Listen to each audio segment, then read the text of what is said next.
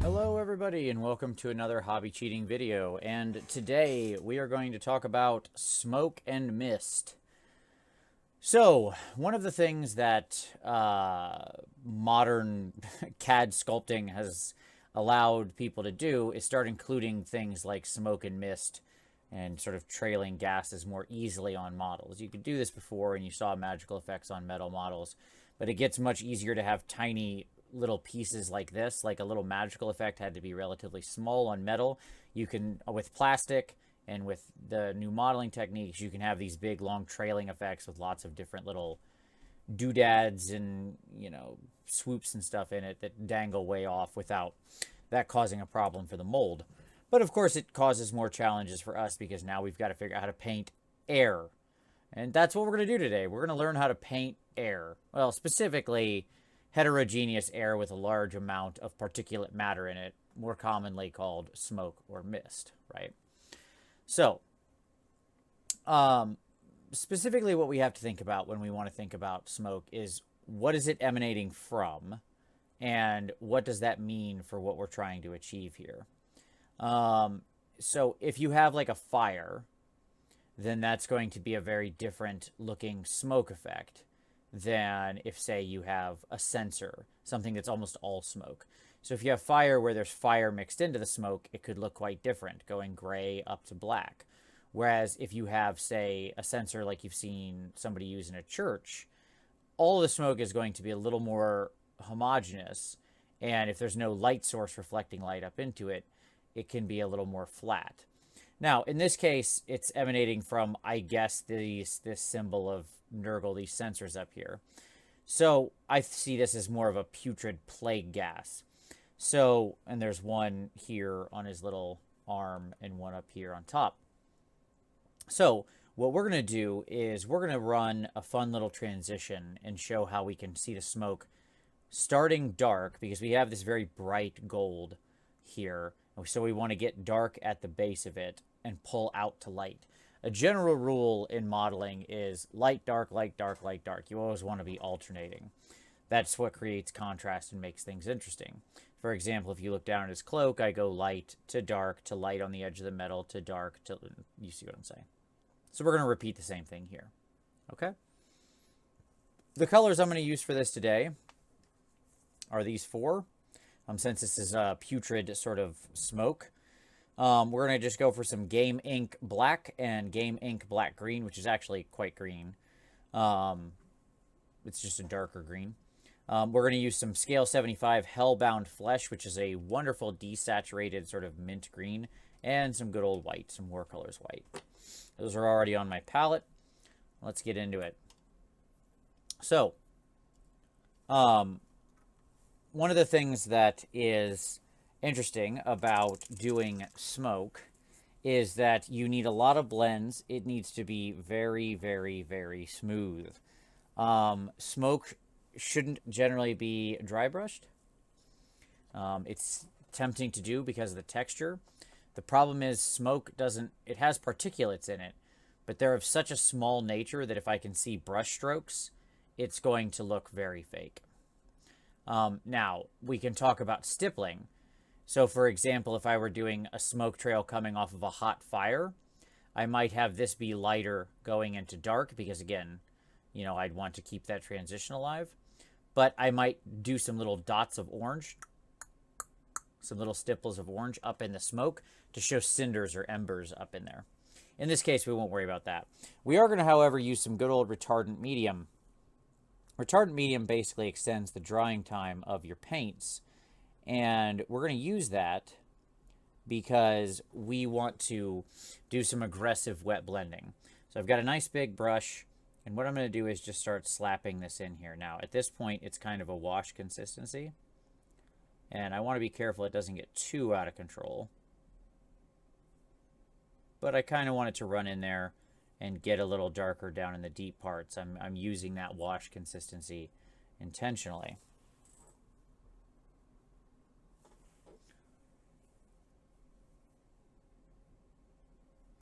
And I'm just going to kind of get in there, slap it around some,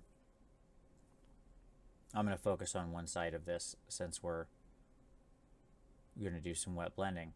Now, I still don't want it to build up too much. I just want to create some darker areas, especially down here at the bottom. Then I'm going to start taking those colors, and I'm going to start with my retardant medium and water mixture, start bringing in a little more of those darker greens. So I'm just going to do a good old spread. At this point, we're just kind of sketching in the colors. So I'm not as worried about how accurate I'm being with the individual, like the individual ridges. I'm just trying to get something on there. You'll notice I started from a fairly even mid-tone, close to what I want my smoke to look like. That's absolutely intentional. You want to make sure that if you're, for something like smoke, if you're going to have a wide variance of color, having a nice solid mid-tone to start from can be very helpful, because it means you have to do less layers. So you can see I just quickly worked my way all the way up into the white. Notice how that starts looking darker just because I put the white on there. It's an important thought about contrast. Things look lighter or darker based on what they're next to. Okay. So rinse that brush because I just walked it all the way up. I never rinsed my brush once in that whole time. I just kept getting into the medium, getting more paint on there, etc. Okay. So now we're going to start darkening some places down here.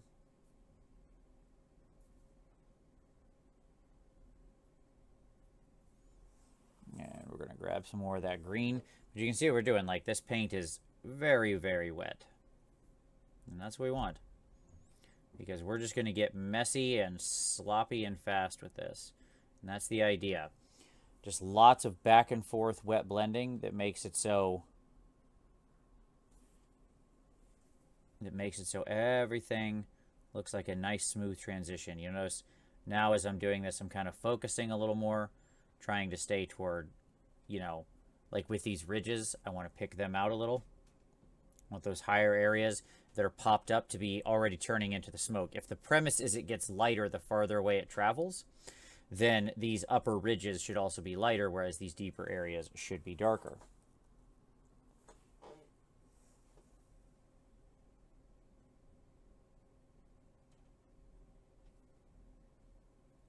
A little ink plus retardant medium is great for tasks like this because the inks themselves have a fairly long drying time.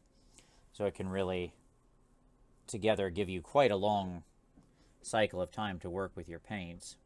Now, I will say you want to make sure the base coat, whatever's under this, is nice and dry, because if I left paint this wet for this long and started messing around with my brush, I could very easily start ripping up other layers. I will also say use thinner layers, touch your, be lighter with your touch, and you won't have that problem. Okay.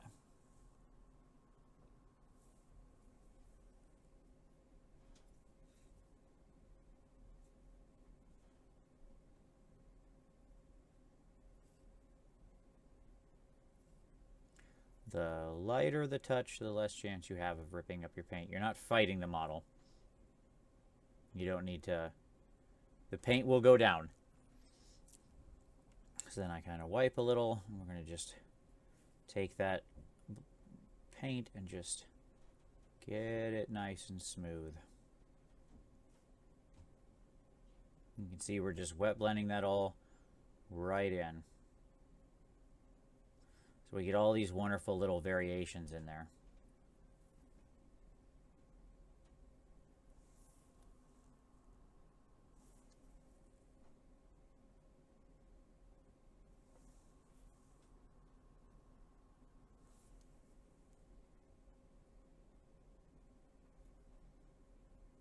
So the goal here is just to keep, you notice I'm just moving around it real nice and fast, hitting some spots, getting more paint on there. Again, these are real thin layers I'm working in right now. Very, very thin, mixed with the medium. No concerns about building up too much paint. Like, this is paint that's been thinned, watered, mixed with retardant medium on a wet palette. So I can afford to sit there and keep touching it. Okay? Because I'm not going to... And I should also state, remember, 2 of these are actually even inks They're not even paints. So I can really be very thin with it.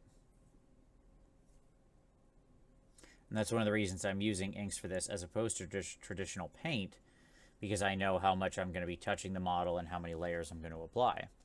So now what we get is a nice little transition there. That green really isn't showing on camera, probably because of all the green behind it, but there you go. You'd probably notice it if we go like that. So the point being is that what we want is this nice, smooth transition.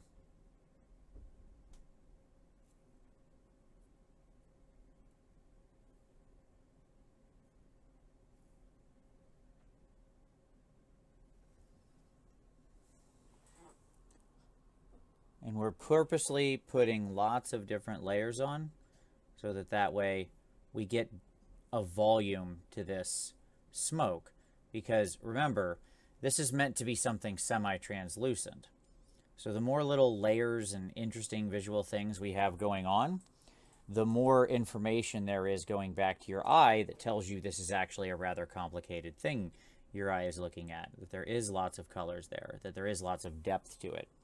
We're basically tricking the eye by having lots of different areas of slightly different shades of paint. Creates that illusion. Basically, your eyes and your brain are dumb, and you can kind of fool them with stuff like this. And that's how you sell the illusion there.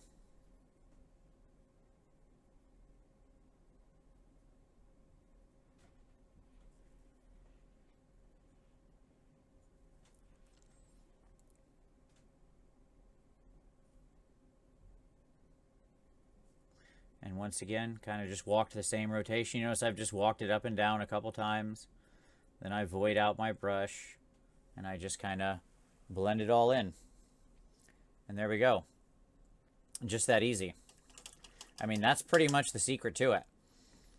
That retardant medium is going to really help you out because everything stayed wet the whole time. I was able to create these nice, smooth blends in between the green and out to the white. I reinforced some of my highlight areas here, darkened my shadows, and then I can just kind of touch it.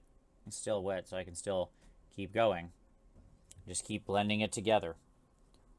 And that's really all there is to it. That's the secret. That's how you do smoke. If I were doing a different set of colors, then, if I was doing, say, like I said, like black smoke, where it's off of a fire and it's getting darker out toward the end, I would have done the exact same thing, just in reverse. Okay? So, what are our keys for doing smoke that's going to be believable? One, we want some nice smooth transitions. We want a fair amount of color variation in it. We want to make sure we're heating what the thing is that's creating the smoke and make sure the color matches to what that is. So if it's fire, it should be, very warm, orange, brown, grays out to black. If it's something putrid like this, you want to use, something like greens, things like that. We want to heat our light to dark transition as the smoke either becomes thinner or becomes more acrid or loses the light source that was lighting it up, whatever the case may be. So we want a transition. The transition is what's going to keep the smoke visually interesting. As far as paints go, like I said, here for the green, this is what I used. You could use anything. One note, when you're doing smoke, you want to make sure you don't use extremely bright paints, things that are highly saturated. So for example, something like this red or this turquoise are going to be way too intense, right? Because those are pure colors. Remember, what we're looking at when we're looking at smoke is theoretically air. It's just air with stuff in it. So it needs to be very gray, be very wispy. It shouldn't have a strong color to it. That is to say, the hue should not be intense and highly saturated. Instead, we want to make sure we take our colors and push them into the gray tone. You can do this by either mixing gray into it or using things like this that are already highly desaturated. We want to use that retardant medium to create some nice transition. We work with the paint wet. We go from very dark to light, depending on what we're aiming at. And we kind of blend our way up and then void out the brush, clean it, and then we kind of smooth out our edges. And then we just repeat that, like 3 times. Basically, as Sam Len says, if something is worth doing once, it's worth doing 3 times. That's generally true with models. So the more you kind of reinforce that and keep creating those very, very thin layers, and you want hyper thin paints for this. Like I said, I'm using inks just to keep the paint nice and thin. That then allows you to keep building up lots of paints, increase the volume, the information being fed to your eye. So there you go. That's smoke and mist. Change your colors. You can use blues to whites and purples to whites and all sorts of interesting fun smokes or magical effects, magical mists. But they should all have that gray, white, black tonality in them strongly. That's ultimately going to make them read as mist or smoke. Doesn't matter what your base color is. Like mine is green. I still have a mainly grayed out color gradient. So there you go. That's doing smoke and mist. I hope that helps you out. I hope you enjoyed. If you liked it, give it a like. Subscribe for more hobby cheating in the future. Share this with somebody if you think they would appreciate it. Sharing is always the nicest thing you can do and deeply appreciated. And as always, we'll see you next time. Bye-bye.